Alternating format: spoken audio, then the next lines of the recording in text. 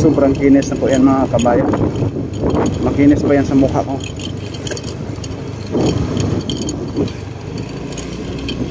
Ito nang hingikog pa na may back, na may cover.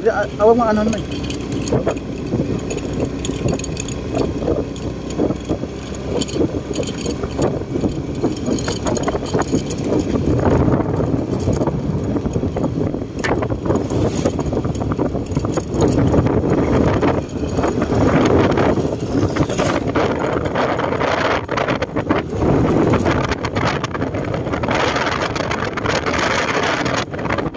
Itong area na to mga bayan, mas makinis pa ito kahit buhangin pa lang to, no?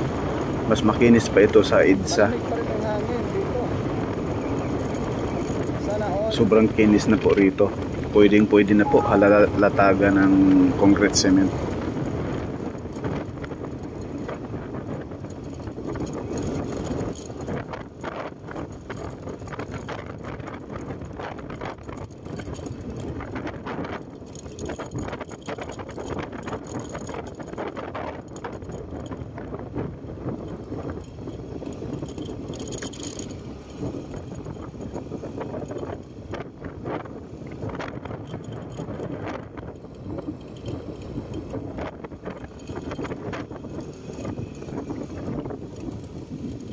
Ito na yung ano mga kabayan, oh. Mga girder, oh. Mga dambuhalang girder. Yung mga girder na yan ay dito yan ilagay sa tulay na gagawin.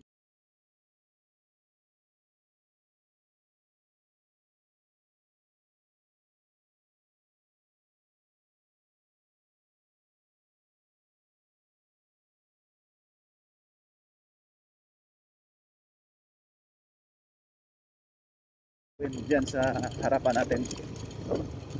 Yan, oh.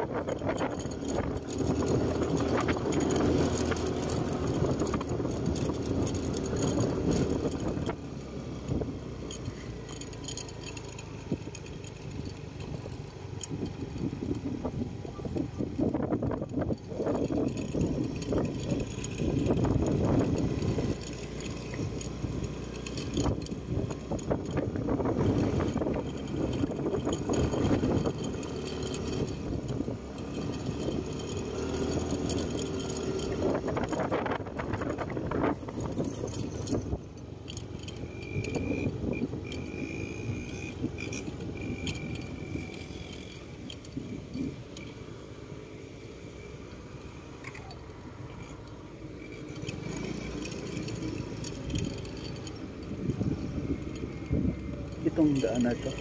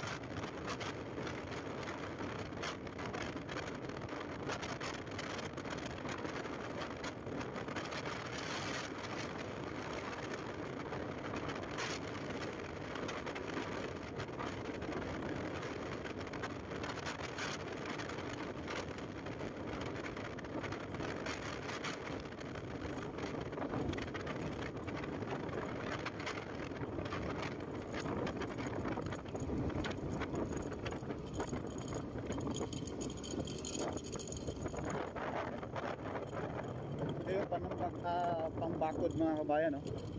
Ito yun.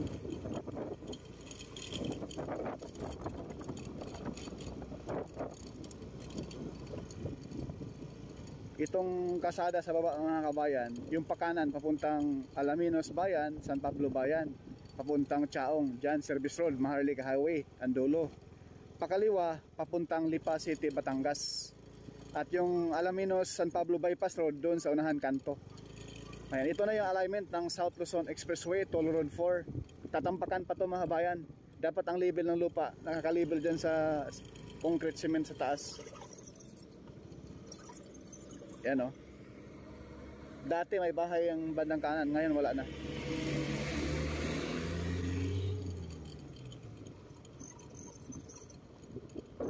Bigyan natin si Kuya. Ayan, ito na po mga kabayan. Itong kalsadang ito, diretsuhin mo, Lipa, Batangas. Mayroong intersection dyan sa unahan. Yan na po yung service road, bypass road. Papunta doon sa Alaminos at papunta doon sa Maynila. Itong tulay na ito mga bayan, inaayos sa ngayon. Kasi medyo ano na, hindi na siya matibay. Ngayon pinatibay, ni-repair, no?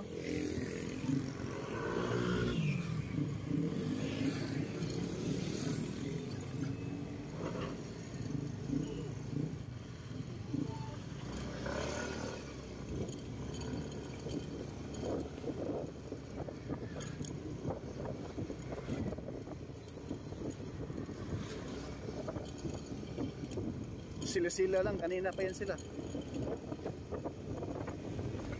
Ayan, yan po mga kabayan. Diretsuhin mo yan sa Lipa, Batangas. Iyang kanto na yan, kalsada na yan, yan na po yung bypass road mula doon sa Maharlika Highway. At diretso dyan, tagos na doon sa bayan ng San Pablo. Ito na yung bypass road mga kabayan.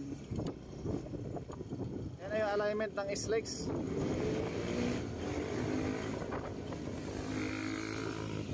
Ganito gagawin lahat mga kabayan, yung mga mismo mga bypass road, mismong service road, ganito sa ilalim ng service road. Ito yon, tambak, oh, grabe ang taas na po.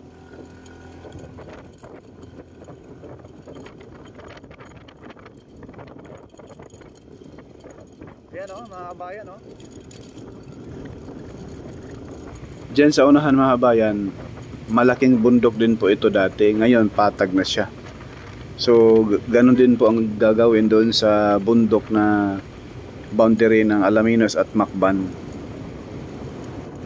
Ito po mga kabayan, mataas na bundok po kasi ito, kaya nahihirapan yung pagpatag dito sa area.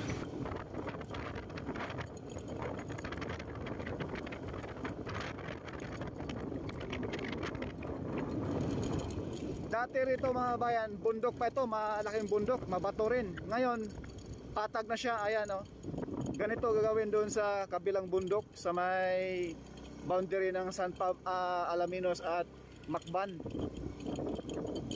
Na kung saan doon tayo dadaan ngayon, mga kabayan. Sulit din po mga